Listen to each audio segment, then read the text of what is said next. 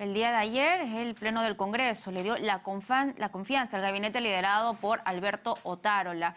Y esto se da en un marco de crisis política y social que estamos viviendo. Y vamos a analizar ese tema y otros con Alonso Cárdenas, politólogo que ya se encuentra con nosotros.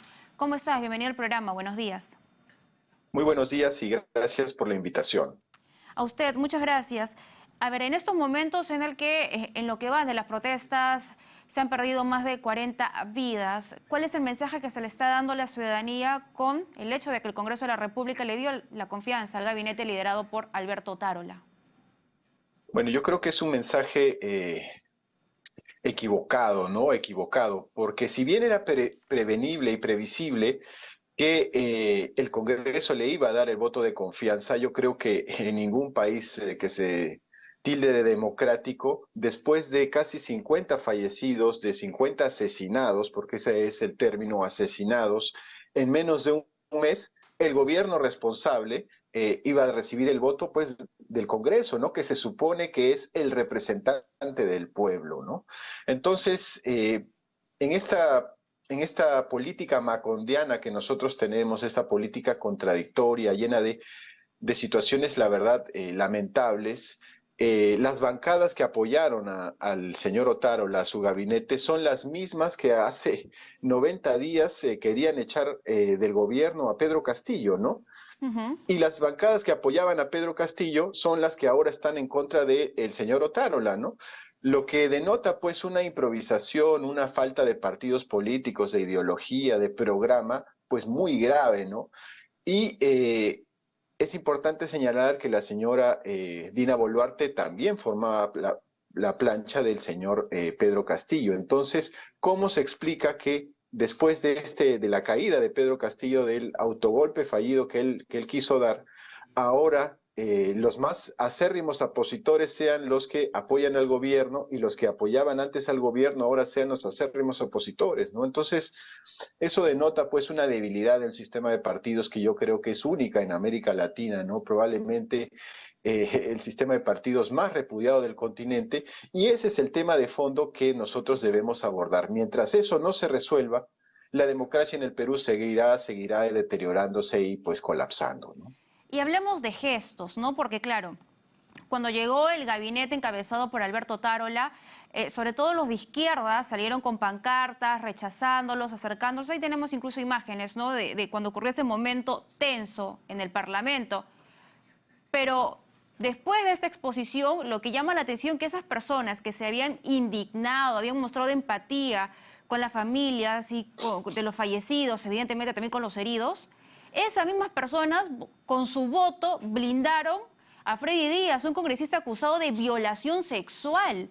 Entonces, esas personas están sacando provecho a costa de nuestros connacionales que han fallecido.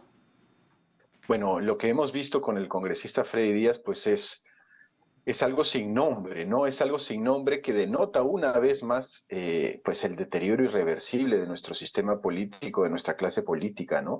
La evidencia era contundente y lo único que se buscaba era que el señor, pues, respondiera en los tribunales, ¿no? Ante la justicia como cualquier otro ciudadano, ¿no? Porque a pesar de todo existe la presunción de inocencia, pero ni siquiera eso se pudo lograr, hundiendo más pues a nuestra representación congresal en una situación pues ya creo que ya está única, ¿no? En la historia de nuestro país, considerando también los congresos anteriores que hemos tenido, ¿no? Entonces, yo veo esta situación pues ya como un alejamiento total y un desprecio absoluto que tiene el Congreso, ¿no? En general, su ciudadanía. Estamos hablando de, según Latinobarómetro, del Congreso más repudiado de América Latina, con 7% de aprobación, el peor desempeño de la región, y probablemente, y eso es lo que yo estoy investigando, es el Congreso más repudiado del mundo. Mm. Es decir, no hay otro Congreso en el mundo que tenga los niveles de repudio y desaprobación que Sí, tiene el Congreso peruano. y parece, según lo que estamos viendo, que se lo han ganado a pulso, porque lo que llama la atención que ministras que ejercieron la cartera de la mujer en el gobierno de Pedro Castillo, estoy hablando de Katy Ugarte y Heidi Juárez, se abstuvieron de votar y ellas han sido ministras de la mujer. Entonces, no sé si hay un doble discurso, una doble moral, o sea, no se puede entender algo como ello. Y escuchábamos el día de ayer a la víctima que tiene que soportar esto, que sus autoridades, que sus representantes le den la espalda.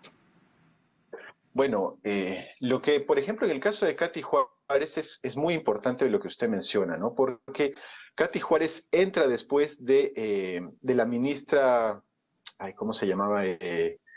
Bueno, de una ministra que estaba comprometida con los temas de género, mientras que Katy Juárez era totalmente ajena a los temas de género, ¿no? Era, digamos, estaba en contra del enfoque de género. Y eso denotaba mucho la inconsistencia del presidente Pedro Castillo, ¿no? Porque iba de un lado hacia el otro, ¿no? Es decir, no tenía una, digamos, una visión ideológica mínima, una consistencia política mínima, ¿no? Y lo mismo sucedió en el premiarato, ¿no? Recordaremos que el señor Valer, ¿no? Que también está acusado de estos temas de violencia contra su esposa y contra su hija, porque Sí. también es importante recordarlo, vino después digamos, era un presidente del Consejo de Ministros que abiertamente se mostraba en contra de la hoja de Sí, ruta de Perú Libre, ¿no?